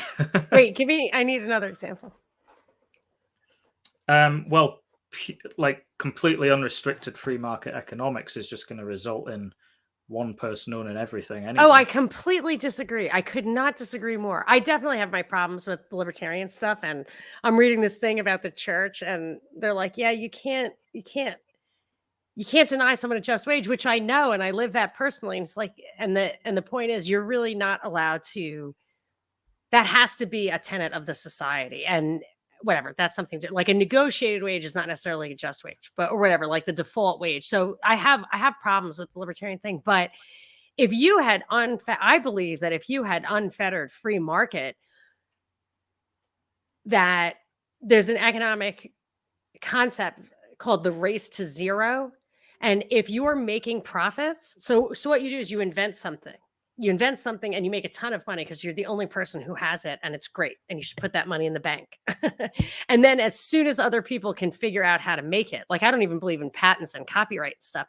As soon as somebody else can figure out how to make it, well, then it just the price of that thing continues to decline as there's more competition until the cost of it is just about equal to the price, including the cost of the entrepreneur's time and the cost of risking whether you would succeed or fail. So you get to this, what's called economic zero profit, where if you employed any of those resources in their next best use, they would get basically the same marginal return. So if there's an industry that has slightly higher than economic zero, other actors, other resources would enter that industry and grab that. There'd be like an arbitrage opportunity. And so the only thing that would be concentrated at the top would be concentrated at the level of like the size of a factory at its optimal. And since they actually have such great, like they've jobbed, like they've reduced the necessary size, like you have more variety of different items because factories are more modular now. So even factories don't have to be like super huge things they used to be. And if you didn't like hyper subsidize highways, you would have factories more often. You wouldn't have one place with like a million factories and all these trucks that go on roads that taxpayers pay for or ship across the sea that the US Navy is patrolling. You would have lots of different ones. You'd have more family farms and stuff. That's what I think. I actually think it would be better. Yeah, I don't disagree. It's just whether that would. I mean, in theory, we have capitalism at the minute, but it's become corrupted. I mean, because the government ensures those natural monopolies, they give privileges, licenses. I hate to spout like straight out of, Rothbard 101 No, kind of stuff. like I say, I I don't get that it's disagree. more I just sophisticated, but I feel like it all comes down to somebody is restraining trade. I'd And certainly like to see it tried. yeah, and it's totally right. So now, this, I'm looking for a word for it. It's not just cronyism. It really, I think, probably at its heart is financial capitalism. I feel like there's something about the fact that money plays such an outsized role in world commerce, and it's so highly manipulated by the governments and stuff. Like I feel like if we had gold, if we had gold coin, we just wouldn't have ExxonMobil. It just would not look like it looks. That's I Yeah. do think that, but I mean, I would have to really twist my brain and maybe get a PhD in economic, write a thesis on that. But my gut tells me that's all about the corporate governmental continuum that leads to these world corporations. But it doesn't matter. Like, I'm not so down on government as much. I'm down on the whole continuum. Your background is in economics anyway, isn't it? I had an undergrad degree in economics, so I Yeah, wouldn't get too excited. But I I know have a nothing. business degree. I know nothing. I will absolutely defer to you on the idea of And economics. I did get a chartered financial analyst, which is like a 3-year program to be like a hedge fund manager, which I probably should have actually gotten the job, because after you get those credentials, you make, it's really in order to give you this great career. But anyway, that didn't happen. But so I have theoretical grounding, but it's a little rusty. I do understand that one concept, or some of the concepts I think about more regularly, but I'm at the point where I don't even care anymore, because I think what it really comes down to is the fact that international finance or particular governments completely control it, and they are totally co-opted. You can't even, I think, tell the difference. Like Event 201, where they plotted coronavirus. There were the CDC of China, the CDC of the US, the World Health Organization, Bill and Melinda Gates Foundation, Johns Hopkins University, which I don't know if you would call that private or public, given where its research money comes from, corporate, big pharma. It had Johnson & Johnson was there, Marriott, everybody was there. It was just, everybody was invited. And they all, nobody really took the helm. They were all just hashing out how we're going to get this done. So I feel like it doesn't even, they're indistinguishable. And I think they move from position to position. And some of these think tanks talk about how they'll manipulate the tax code to get corporations to go along with X, Y, or Z policy, or how they'll get lawyers to write these model codes and get corporations to kind of voluntarily implement them. And then the laws will follow. It's not, I guess we would call mom and pop entrepreneurship. It is not. No, I mean, we certainly live in a corrupted system, and that's unfortunately that's worldwide. So the reset rolls on. So I want to end with, you can end with whatever you want, but my last question to you is going to be, is Scotland going to get their independence and in your face Chucky 3? See, I've wrote a little bit about this, and I will just refer to that. So it's quite complicated in Scotland. It's probably the best way of putting it. I don't think it's necessarily in the face of King Charles. So we've got a devolved government already, ran by the Scottish National Party and the First Minister, Nicola Sturgeon. She's essentially a sociopath. So that's that's nice. She fits right in. Yeah. I mean, theoretically, it's She's invited to the party. But this is it. She wants an invite to the party, right? It's a single issue party solely devoted to gaining independence from the United Kingdom. So as such, like, every election essentially becomes a mini referendum on independence. Oh, interesting. I did not think of that. Yeah, then they tend to just wing all the other policies. What do they get? What percentage? Probably about 30 to 35. But because we've got this proportional representation system, they've worked out how to game this system. So they always end up with like a majority government, despite having nowhere near a majority of votes. Essentially, like all the other parties up here, Labour, the Scottish Conservatives, Liberal Democrats, they end up splitting the non-independence vote, which essentially guarantees the SNP make their gains. So, I mean, there's never actually been a majority in favor of independence, but the way it's presented is very different, through the media and whatnot. They've also got a policy of rejoining the European Union if they can gain independence. The irony is completely lost on them. Right. I mean, who wants it though? Who would benefit from it, or is it just propaganda? Is it simply a well, wedge issue? I think it goes back to the idea of the Brexit thing, and I think it's more like if Brexit vote was organic and it was people pushing back against globalism, it's the breakup of America the same way as the breakup of the UK. It's kind of like a punishment for us, a weakening of our collective stature, if that makes sense. Hold on. Mm-hmm. I've been wondering.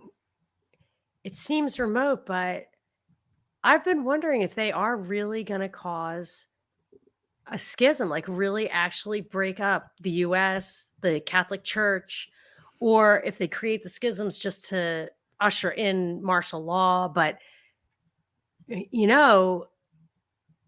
there is, that does seem to be the trend. They do those scenarios where they just decide, they like if it seems to be breaking towards devolving nation states and we need big philanthropy or world government, or if it's shoring up national borders. That's very interesting. That is a real possibility here, I think. Okay, good. Keep going. Yeah, so I mean, there was you briefly mentioned the Tavistock Institute earlier. There was a vote last week on gender recognition reform, making it easier to define your own gender, essentially. This government's pretty keen to follow in the footsteps of the American left policies. A handful of the party members actually revolted in the vote, including the cabinet secretary for social justice. Wow. She actually resigned from the government. Wow. Now, the SNP is a political party that models itself on like a Soviet-styled zero dissent. Seriously, zero dissent, right? So Sturgeon responded with like an incredibly cold letter to this. I can't remember the name of this person who's resigned, but it was a cold letter essentially saying, "Thanks for the service, but you won't be back." I saw one commentator said something along the lines of, "This is something you would expect Vladimir Putin to write," and I would disagree with that. I've seen plenty of clips where Putin shows some warmth. Oh yeah. I haven't seen any from Sturgeon. What you will find of her is her acting like a fangirl when she got to meet Hillary Clinton. Oh my gosh, that's so embarrassing. Yeah, and you're not Scottish, right? So you're not embarrassed. No, but that doesn't. Well, no, but it doesn't necessarily. The Scottish independence thing. There's that broad opinion in this country about whether you're British or Scottish. That like I've been here long enough that like there's an argument to say that I am Scottish. Okay, I didn't know to how an long extent. you were there. Yeah, okay. I didn't know how long you were there. So I mean, it's a beautiful country. There's a lot going for it.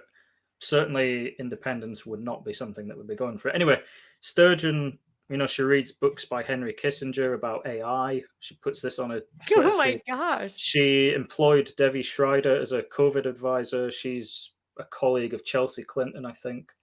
I mean, she was deeply unpopular during COVID for going further and stricter than the UK government even did with lockdowns and things like that. When is she up for re-election? Oh, she had an election during COVID. Now, this is the problem. Her supporters are quite sycophantic. Some of them were literally thanking her for keeping them alive. Oh, yeah. It's gross. There was that kind of nonsense. So pathetic. I mean, but then to an extent, the party's got a little bit of a divide, like deep down, because same way Keir Starmer did. She participated in a coup to get rid of the previous leader, Alex Salmond, who had his flaws, but he was at least a serious politician for the most part, and probably actually believed in the concept of Scottish independence, not just let's be part of a bigger globalist project with the EU and whatnot. Right. So there are strong rumors about her marriage and her actual sexual preferences. I'll leave it at that. You can go look into that if you want. Like I said, there's a drugs crisis, there's city centre decline. They're well into net zero. They're well into the removal of fossil fuels, despite the fact that that would bankrupt this country. That's the only way you could possibly Yes. run independence, would be having the North Sea And oil. what I mean, it's just they only want to Um, do that because they hate you.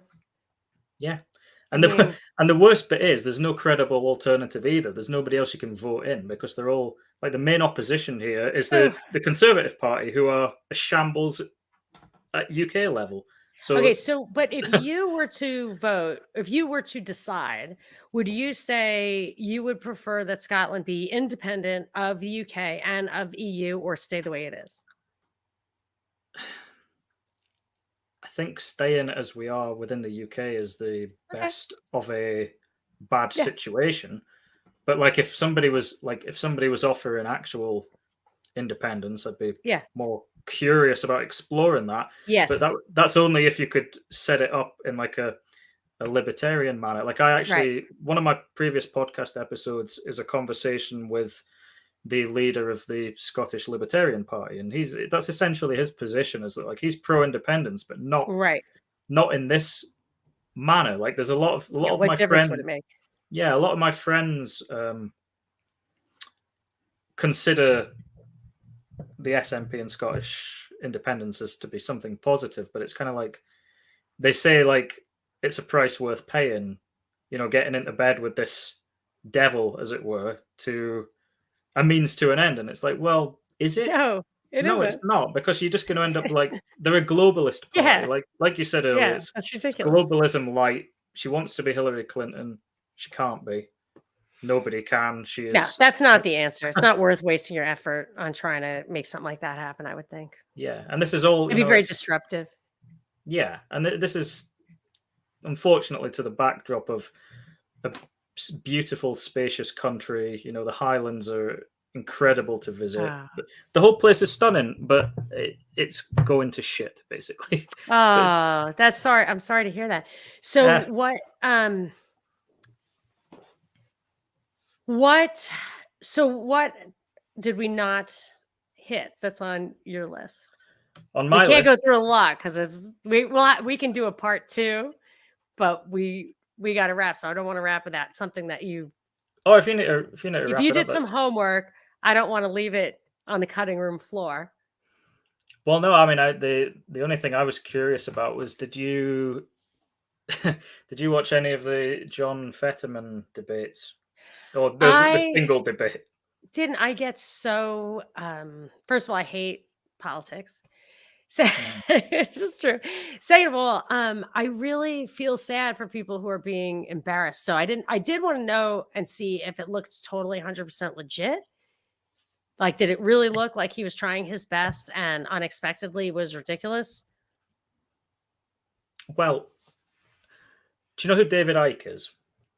I'm interviewing David Icke supposedly in No December. He's way. pushed me off like 5 times, but I am totally happy that he's even considering it. His daughter is absolutely lovely and she's been rescheduling. But I'm confident that I'm going to talk to him in December. Yes. Okay, good. So he had an interview. Well, he's had about 7 interviews with Brian Rose of London Real, and on his last one, he makes the point that the more ridiculous a leader that they can put into place, the more we lose like our personal dignity, our personal Yes. self-respect, that we'll just go along with doing anything because like if the clown is the best of us, then Yes, we literally clowns, yeah, actors, clowns. we Yes, like must in be real. Brazil, a clown, right? Isn't Yeah. one of the senators an actual clown? Yeah, so like we must be real pond scum if we can't Yeah, even, that's right. I totally get into agree. these. So that was his point, and I just think John Fetterman. Okay, he's Yeah, been ill, but he shouldn't be that there. makes him It's unqualified. yeah, absolutely, but Yeah. it's the same. The fact that he's pushed and can be easily controlled is the Yes. same phenomena that Oh, yes, the yes. reason Joe Biden's there. The same phenomena that Boris Johnson was.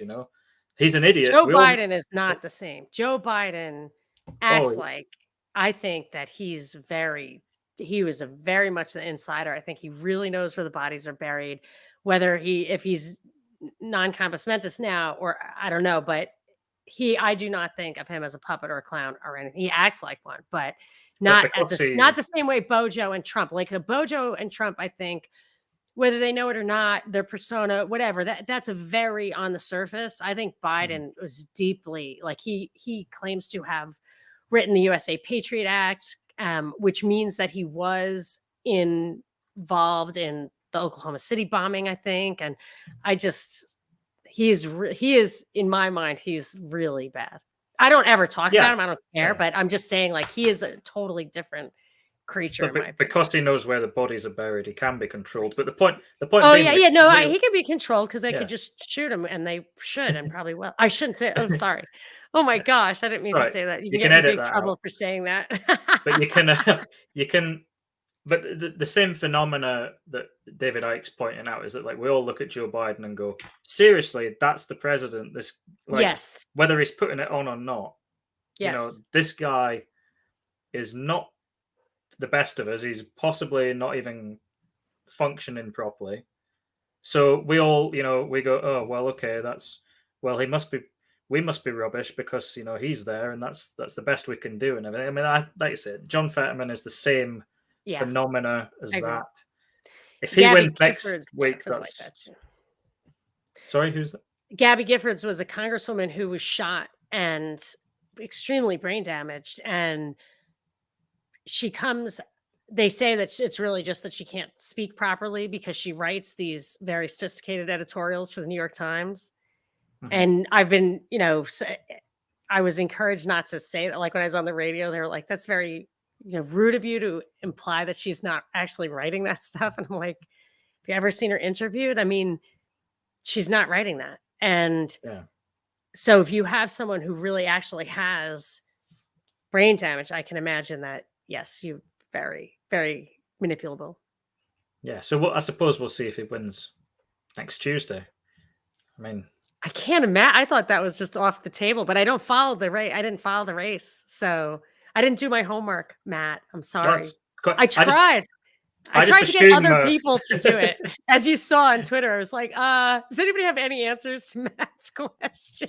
I just assume it's kind of like in the floating about daily, all this information about these people and whatnot, but in American culture and whatnot.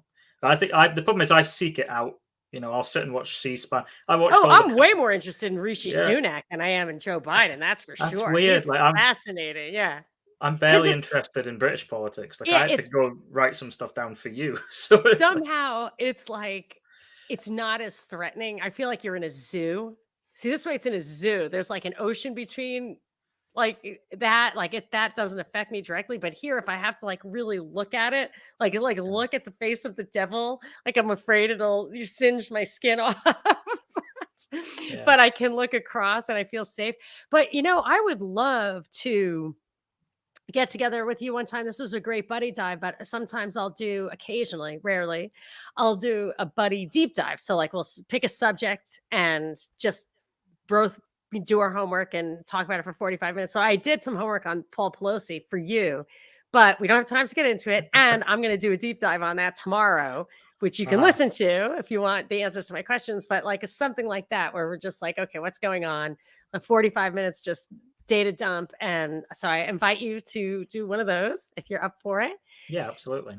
And this was great. It was a great idea. Thank you so much for coming. This is truly a buddy dive. So tell people everything about your work, how they can find you, all of that. And then I will wrap with my own 2 cents. Okay, great. Well, you'll be able to find me on Twitter, Facebook, Instagram at the Political Darkside. The handle is usually at pdarksidepod. I try and put out as much content as possible. I took a couple of months off once I realized how messed up everything was because of the World Economic Forum, and that got to me mentally for a little bit of time. Yes, it can really wear you down. Yes. But yeah, everything's available audio, but there's also video versions through YouTube for as long as they'll last. I really do need to branch out into BitChute and Rumble and whatnot. Sooner or later I will. I'm trying to line up some more interesting guests coming up. I've already spoken to some quite interesting people like Johnny Vedmore, Richard Gage, Bart Sibrel. So hopefully that opens a few doors. I mean, Monica, yourself, you're Ah, great to speak to. thank you. Thank you. It was We a pleasure. did go off on many tangents there, did we? So it's I think we covered what we wanted to. I like it like that. It's organic. They yeah. Mhm. they taught me in radio context and continuity. So you want to hit everything, but you never want to, hard break. But who knows? Now at this point, it's muscle memory. So whatever I'm doing is either a reflection of that or just because I'm scatterbrained and an interrupting New Yorker. But I think we covered it all. And if we didn't, we can just do it again, which would be great too. Yeah, So absolutely. thank you so much for being on this buddy dive with me, Matt. The way my outro works, I'm going to say goodbye to you on the air because I will not be able to say goodbye to you after. So I thank you very, very much for your time. And thanks, guys, for coming to watch. We've got some comments. So if people are listening, you could go to the YouTube channel and just see a few comments. I didn't do too many. I didn't have time so much for Q&A, but I try to do a live dive every Wednesday at 11 a.m. Pacific right here on Deep Dives with Monica Perez. So maybe you'll catch it next time. And if you want to talk to me, just tweet at me at Monica Perez Show.